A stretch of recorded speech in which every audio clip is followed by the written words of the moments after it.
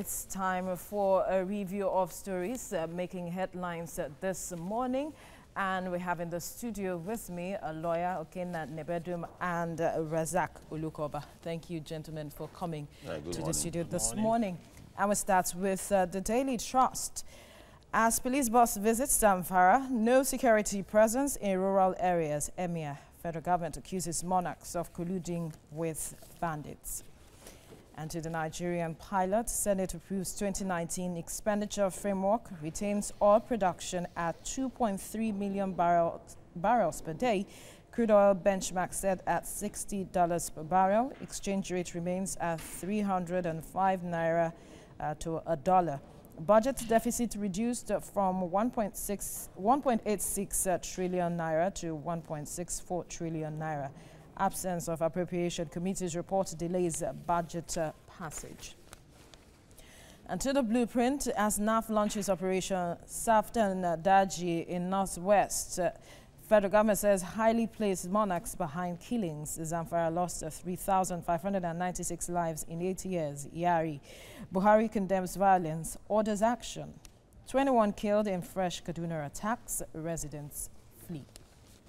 And to the front pages of the Nation newspaper, fear over 23 Nigerians on death row in Saudi Arabia.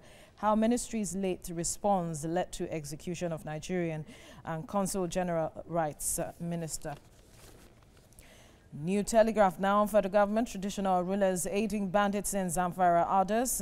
Governor 3,526 killed, 500 villages destroyed in Zamfara. Some unpatriotic persons, including highly placed traditional rulers in the areas, were identified as helping the bandits with intelligence to perpetuate their nefarious actions or to compromise military operations. That's the Minister of Defense, Brigadier General Mansour Dan Ali speaking. And to The Guardian now, traditional rulers behind Zamfara killing, says federal government. Police re-strategize, vow to arrest other collaborators. PDP blames insecurity on political thugs imported by Buhari PC. Yari laments how bandits killed 3,526, destroyed 500 villages. And the final paper this morning, West Africa Business News, Senate passes Police Trust Fund bill.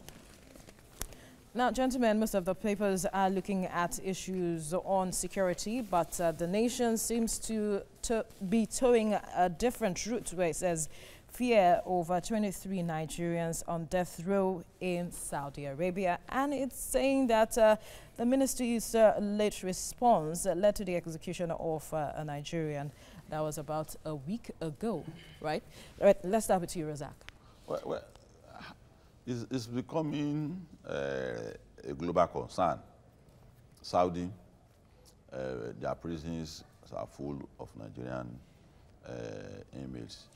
Malaysia, India, even our back door here in Ghana.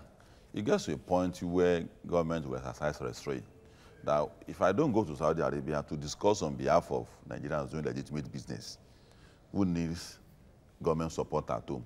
If I go there all the time to be talking about our children who are committing crimes, drugs, killings, stealings, it gets to a point where government exercise restraint. Does it show that there's something wrong somewhere back home? So you won't be happy going there to discuss. Also, that might account for the reason why the federal government or our foreign affairs is not responding to calls like this. Because but it should respond, shouldn't it? There should be a response, but that response is what? To say that they should not be punished or what? Because I don't think there's a criminal exchange agreement between Saudi Arabia and Nigeria. I don't think there's such a thing. And America ensure, and many European countries ensure that they have this kind of arrangement with virtually all the countries. So that's why you see when American citizens commit crime somewhere in the world, people think it's because America is influential. No, there's that kind of agreement. Perhaps we should have that now. We should have that now, but in having that too, we should be careful the kind of crimes we say we want to bring home to come and fester, because it's dangerous.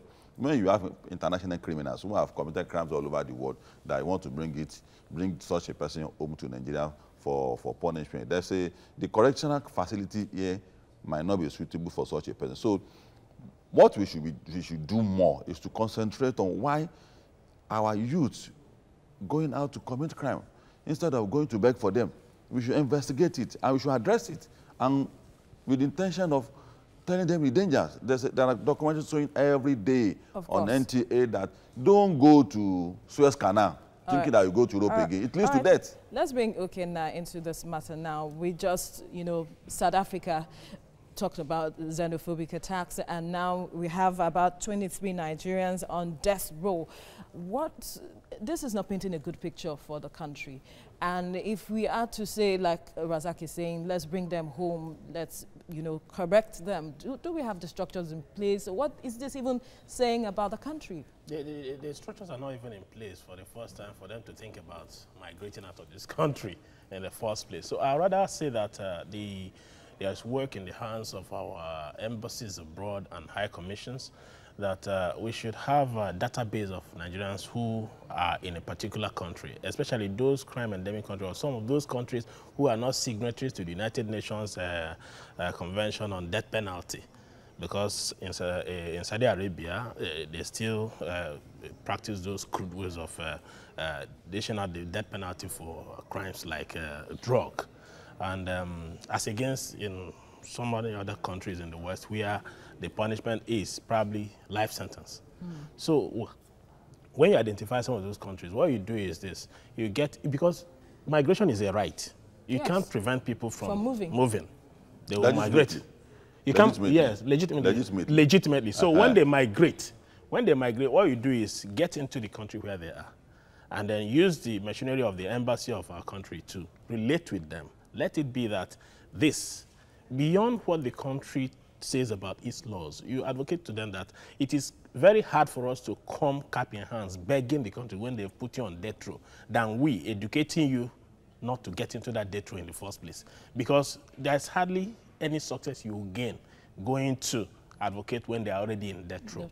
The much you can do probably is to check out how they arrived at that point, whether they actually committed those crimes. Yes, because at some point there are talks about some people are just been lumped together and accused. So that is the best they can do as a country. And I also thank Dabiri on what the role she has carved out for herself, and she's been very open doing in getting those, but I don't envy her job because oftentimes it's always responses. The report here is saying that late response was what late response they are up and doing. They are too. Try to see it from the point of view that when your citizen is caught in the act or has been, subjected to the laws of those countries and is on the death row, they must have passed through their criminal justice system. So it is just a distance between execution. At that point, you are invited. You wouldn't rush to get to that point because the person is already incorporated. As against a situation where you say this citizen is about receiving award for something, Nigeria will be the first to go there and celebrate.